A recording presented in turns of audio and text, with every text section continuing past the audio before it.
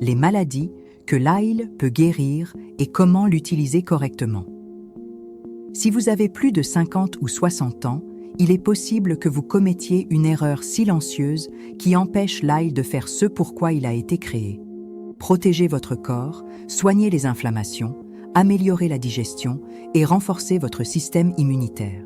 Et le pire, c'est que même lorsque les gens pensent bien faire, ils continuent à tomber malades, avec des douleurs chroniques, de l'hypertension, un cholestérol élevé, des articulations raides, une fatigue extrême et un transit intestinal perturbé. Pourquoi ? Parce que l'ail est mal utilisé. Peu de gens le savent, mais l'ail ne fonctionne comme remède naturel que s'il est préparé correctement. Sinon, il ne devient qu'un simple condiment, sans force, sans action, sans effet.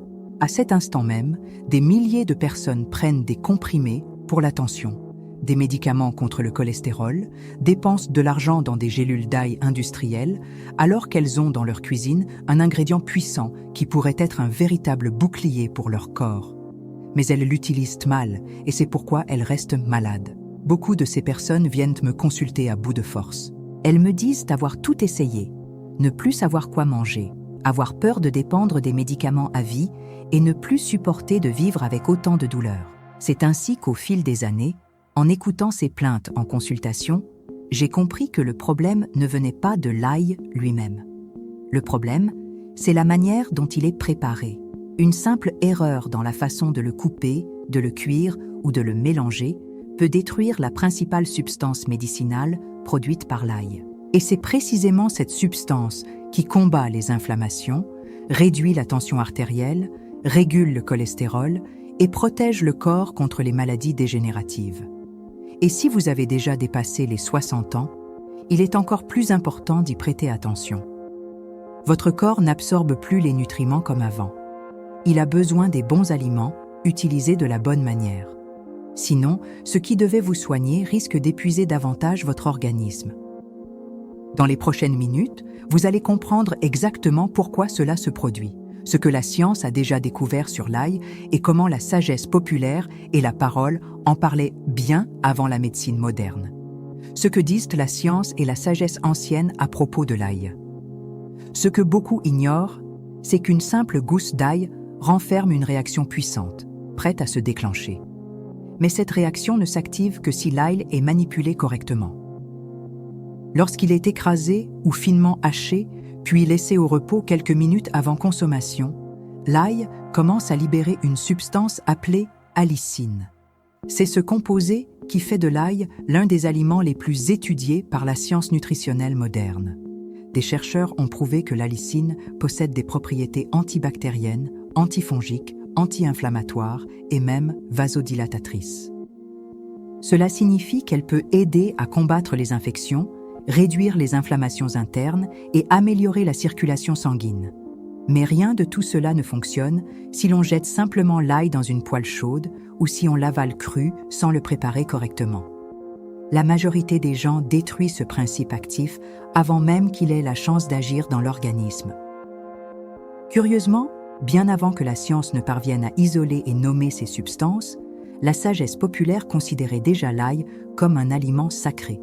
Dans de nombreux villages anciens, on l'utilisait non seulement comme condiment, mais aussi comme remède contre les grippes, les infections, voire pour purifier le sang. C'était un savoir transmis de génération en génération, souvent oublié par les plus jeunes, mais que la science redécouvre aujourd'hui avec vigueur. Comme le dit la parole dans le livre de l'Ecclésiastique, Dieu a fait surgir de la terre des remèdes, et le sage ne les méprise pas. Et l'ail fait partie de ces dons. Ce n'est pas un produit miraculeux, mais lorsqu'il est utilisé avec sagesse, il peut offrir des bienfaits concrets et durables pour la santé, en particulier pour ceux qui ont passé les 60 ans et souhaitent fortifier leur corps sans dépendre uniquement des médicaments. Cette alliance entre savoir ancestral et science moderne montre que l'ail n'est pas un simple ingrédient commun. C'est un outil naturel, accessible, puissant, mais qui doit être utilisé en connaissance de cause. Lorsqu'on le fait correctement, ses effets peuvent se faire sentir sur le cœur, les os, la peau, le système digestif et même sur l'humeur. Et tout cela commence par un choix simple dans la cuisine. C'est en observant ces effets dans ma pratique clinique que j'ai pu constater comment cet aliment agit directement sur certaines maladies fréquentes chez les personnes âgées. Les 7 maladies que l'ail peut aider à soigner. Chez les patients que je reçois le plus souvent, un schéma revient sans cesse. Hypertension, cholestérol déséquilibré, douleurs articulaires constantes, transit paresseux, fatigue même après une nuit complète de sommeil, infections à répétition et impression de vieillissement accéléré. Beaucoup prennent déjà plusieurs comprimés par jour sans amélioration. Mais en introduisant l'ail utilisé correctement, associé à quelques changements simples dans l'alimentation, les résultats se manifestent.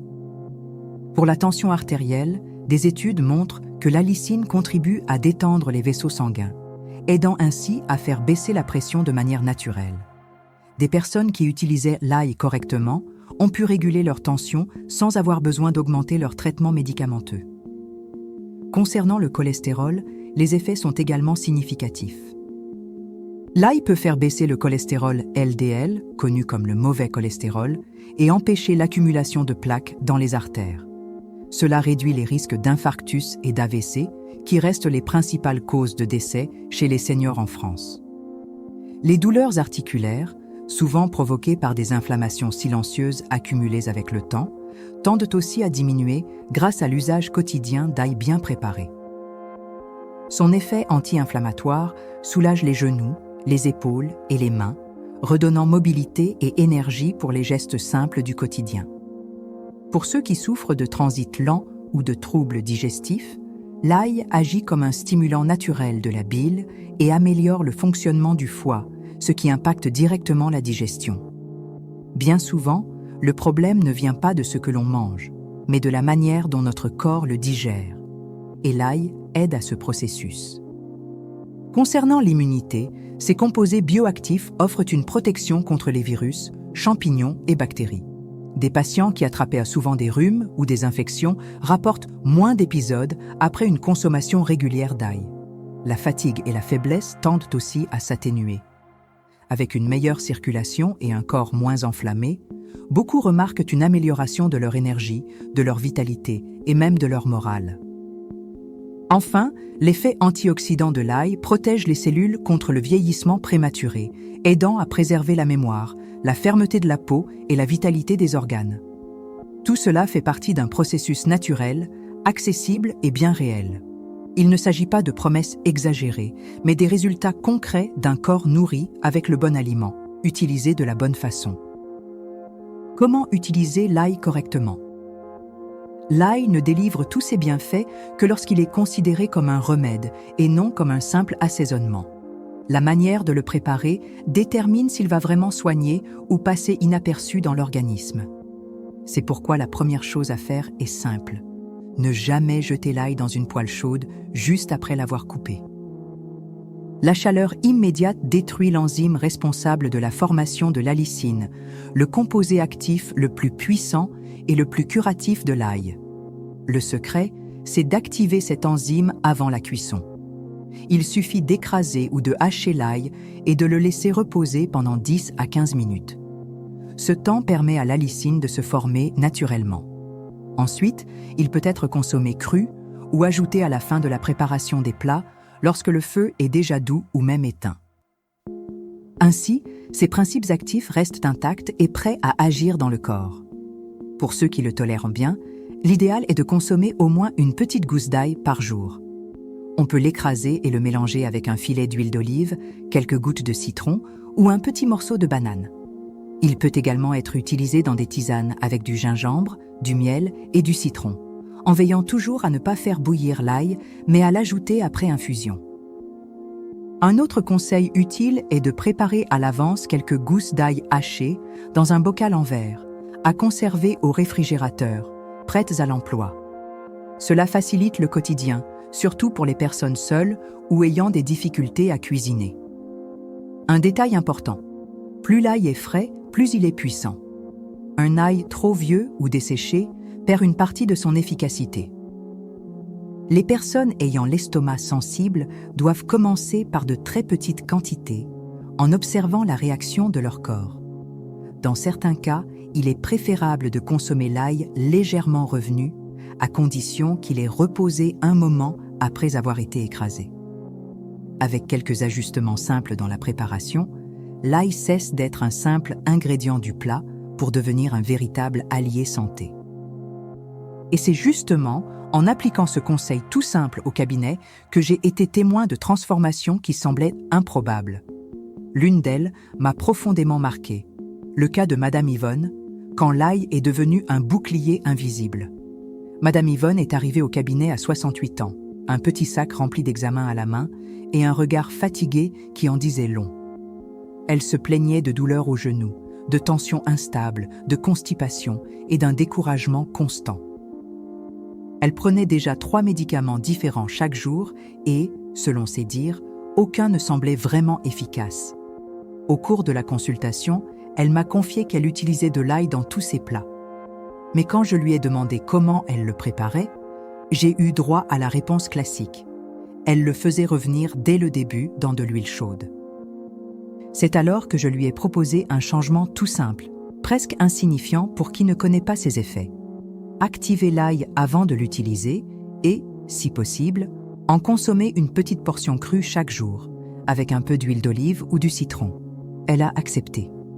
Elle est revenue 4 semaines plus tard. Ses genoux lui faisaient toujours mal, mais beaucoup moins. Son transit, qui n'était actif qu'1 jour sur 3, était désormais régulier. Sa tension s'était stabilisée. Et pour la première fois depuis longtemps, elle dormait mieux. C'est comme si quelque chose nettoyait l'intérieur, m'a-t-elle dit, avec un léger sourire, comme quelqu'un qui commence à retrouver espoir. Avec le temps, elle a adopté d'autres habitudes. Elle a commencé à boire chaque matin une tisane à base d'ail et de citron qu'elle préparait calmement en respectant le temps de repos de l'ail. Ce n'était pas un miracle, mais un processus. Et à chaque rendez-vous, nous constations de petites améliorations constantes, moins de douleur, plus d'énergie, moins de plaintes. Ce qui m'a le plus marqué, c'est quelque chose qu'elle m'a confié près de 6 mois après notre première rencontre. Elle m'a dit qu'elle avait l'impression d'avoir mis un bouclier invisible autour de son corps. Elle ne tombait plus malade aussi facilement. Quand tout le monde attrapait la grippe, elle y échappait. L'ail est devenu mon protecteur. Il est dans mes plats, mes tisanes, ma routine, et le mieux, c'est que c'est simple, naturel et à portée de main. Des histoires comme celle-ci ne sont pas des exceptions. Elles se répètent sous différentes formes, chez des personnes au parcours varié, mais qui font toutes le même choix, utiliser avec sagesse ce que la nature nous offre. Et à partir de là, les résultats deviennent inévitables. Mais il y a un détail que beaucoup continuent d'ignorer et qui peut ruiner tout ce processus. L'erreur qui annule les effets curatifs de l'ail. Même ceux qui ont entendu parler des bienfaits de l'ail commettent souvent une erreur qui neutralise complètement tout ce qu'il a de bon. C'est une faute qui semble minime, mais qui détruit son principe actif avant même qu'il ait le temps d'agir dans le corps. Et malheureusement, cette erreur est ancrée dans la routine de presque tout le monde.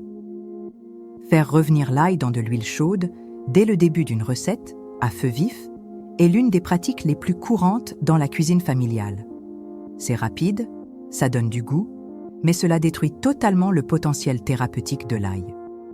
Une chaleur trop élevée et prolongée détruit la lysine, qui ne se forme qu'après que l'ail a été coupé ou écrasé, puis exposé à l'air quelques minutes. Si ce temps de repos n'est pas respecté et que l'ail est jeté directement dans la poêle, le corps ne reçoit pas ce dont il a réellement besoin. Une autre erreur fréquente est de penser que les gélules d'ail peuvent remplacer l'ail frais. La plupart de ces gélules ne contiennent pas d'allicine active et, même lorsqu'elles en contiennent, celle-ci est souvent mal absorbée. Le corps reconnaît et assimile mieux ce qui vient directement de la source, dans sa forme la plus naturelle. Certaines personnes en consomment aussi en trop grande quantité, pensant que plus, c'est mieux. Et elles finissent par avoir des brûlures d'estomac, des inconforts, voire des réactions digestives. L'usage de l'ail doit être intelligent, respectueux de la tolérance individuelle et sans forcer l'organisme. Il y a ceux qui disent « ce n'est que de l'ail », comme si c'était un détail sans importance. Mais lorsqu'il s'agit de santé, surtout après 60 ans, Ce sont justement les détails qui font toute la différence. La façon de le préparer, le temps d'attente, le moment où on l'utilise. Tout cela détermine si l'ail sera un allié ou juste un ingrédient de plus dans l'assiette. Corriger cette simple erreur peut être le tournant entre l'accumulation des symptômes et le début d'un réel soulagement. Et pour ceux qui veulent appliquer tout cela au quotidien, de façon pratique et sans complications, il existe une solution simple et accessible. Découvrez des recettes à base d'ail et d'ingrédients curatifs. Quand les gens réalisent le pouvoir de l'ail et son impact sur la santé, la question qui revient le plus souvent est « Comment mettre cela en pratique facilement ?» La réponse se trouve dans la cuisine. Pas dans des recettes complexes ou onéreuses, mais dans des préparations simples, associant l'ail à d'autres ingrédients naturels aux effets réparateurs. Il existe des combinaisons qui renforcent l'effet de l'ail, comme la tisane à l'ail et au citron que de nombreux patients consomment le matin. Il suffit de faire bouillir de l'eau avec quelques rondelles de gingembre, de couper le feu, d'ajouter l'ail écrasé et le jus de citron. Laisser infuser quelques minutes et boire encore tiède. Ce mélange aide à réduire l'inflammation, renforce l'immunité et soutient le système digestif. Une autre recette très utilisée en cabinet est l'huile d'olive infusée à l'ail cru et au curcuma. Le curcuma a une action anti-inflammatoire puissante et combiné à l'allicine de l'ail, forme un duo redoutable contre les douleurs articulaires. Il suffit de conserver la préparation dans un flacon en verre teinté et d'en ajouter quotidiennement dans les salades ou sur des légumes cuits. On peut également préparer une pâte naturelle à base d'ail, d'oignons rouges et de feuilles de persil. Cette combinaison aide à purifier le foie, à réduire la rétention d'eau et à améliorer la laine, un souci fréquent chez ceux qui consomment de l'ail cru. Toutes ces recettes et bien d'autres sont réunies dans notre guide spécial, conçu pour ceux qui souhaitent prendre soin de leur santé de façon simple et sécurisée. Si vous voulez connaître les étapes précises de préparation, les bonnes quantités et comment organiser une routine avec des ingrédients qui soutiennent réellement votre corps, alors consultez notre guide de recettes pour ne plus tomber malade. Vous y trouverez des solutions naturelles pour les douleurs, l'immunité, la tension, le cholestérol, la digestion et même pour mieux dormir. Avec des aliments disponibles dans n'importe quel marché, sans devoir acheter de compléments coûteux ou de formules importées. Le lien se trouve juste en dessous, dans la description et aussi dans le premier commentaire épinglé. Se nourrir peut devenir un acte de guérison, à condition de savoir comment faire. Le changement que vous attendez peut commencer dans votre prochaine assiette. La vérité, c'est que beaucoup de gens en ont assez de vivre sous médicaments, de revivre les mêmes symptômes chaque jour, d'avoir l'impression de vieillir plus vite que prévu. Mais le corps possède une capacité extraordinaire à se régénérer, à condition de recevoir le bon soutien. Et cela commence par de petites décisions, comme l'usage conscient d'un aliment simple qui a toujours été là, dans votre cuisine. L'ail, lorsqu'il est respecté dans sa forme naturelle, se transforme. Il ne guérit pas miraculeusement, mais agit en silence, jour après jour, en nettoyant ce qui est enflammé, en rééquilibrant ce qui est en excès, en protégeant ce qui est encore sain. Il ne travaille pas seul, bien sûr, mais il est un pilier essentiel dans une routine de santé bien pensée. Ceux qui comprennent cela changent, et ceux qui changent en récoltent les fruits, plus d'énergie, moins de douleur, plus de vitalité, moins de dépendance. Comme le disait un grand philosophe, ce que vous faites de façon répétée finit par définir qui vous êtes.